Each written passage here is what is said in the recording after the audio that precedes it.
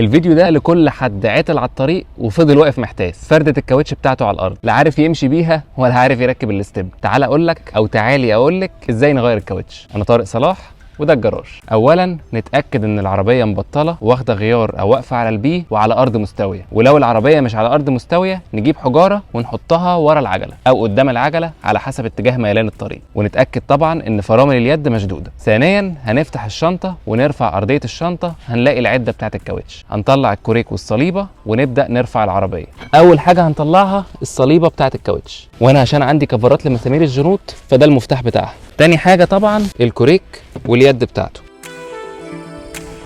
بس قبل ما نرفع العربيه لازم نهوي المسامير بتاعه العجل، ودي اول نقطه. واتكلمنا قبل كده عن المكان المخصص لرفع العربيه بالكوريك، هسيب لكم لينك الفيديو في الكومنتات. بس تحسبا لانك بتشوف الفيديو ده في وقت طوارئ مش هقول لك ارجع شوف الفيديو، وهقول لك بص تحت العربيه عند الشفه دي هتلاقي حته فيها دعامه زياده، وهتلاقي عندها علامه غالبا جنب كل عجله، هي دي الحته اللي هتحط فيها الكوريك، وكل عجله جنبها مكان زي ده. نبدا نهوي المسامير بتاعه الكاوتش. خلي بالك بقى وانت بتفك المسامير، في عربيات بيبقى فيها لوك للجنوط، يعني كل جنط بيبقى فيه مسمار بشكل مختلف، والمسمار ده بيبقى ليه مفتاح لوحده موجود في العده اللي في الشنطه، والمسمار ده فايدته انه يحافظ على جنوط العربيه من السرقه. وبعد ما هوينا المسامير بتاعه الكاوتش والعربيه لسه على الارض نبدا نرفع بالكوريك، بس ما بنحطش الكوريك تحت العربيه وهو كده، لازم نفتحه شويه الاول عشان ما يتعبناش تحت وايدينا تفضل تخبط في الارض. ممكن نلفه بايدينا برضو، ونلاحظ ان الشفه اللي قلنا عليها لازم تبيت في الحته دي، عشان لو ما بيتتش في المنطقه دي الكوريك ممكن يتقلب ويحصل مشكله لا قدر الله. نبدا نرفع الكوريك بايدينا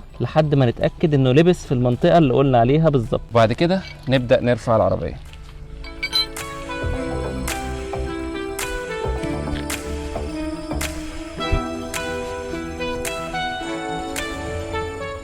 وبعد ما نلاقي العربيه اترفعت على الارض وبقى في مسافه كويسه بين العجله والارض نبدا نكمل فك في العجله. لازم نتاكد ان الكوريك مش مايل، ولو في سنه ميل ننزله ونرفعه تاني مظبوط. ومع اخر مسمار هنفكه لازم نسند الكاوتش برجلينا،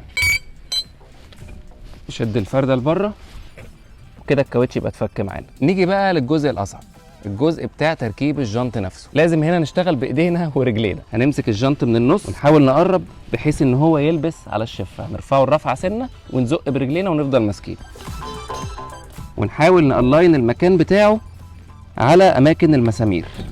وانس ان هو ركب همسك مسمار وادخله مظبوط وابدا الف بايديا. واهم حاجه في النقطه دي ان المسمار يلف مرتاح، ما نعصرش عليه عشان ما يبوظش وما يبوظش السره بتاعه المسامير. وانس ان اول مسمار ركب خلاص تركيب الباقي هيبقى سهل جدا.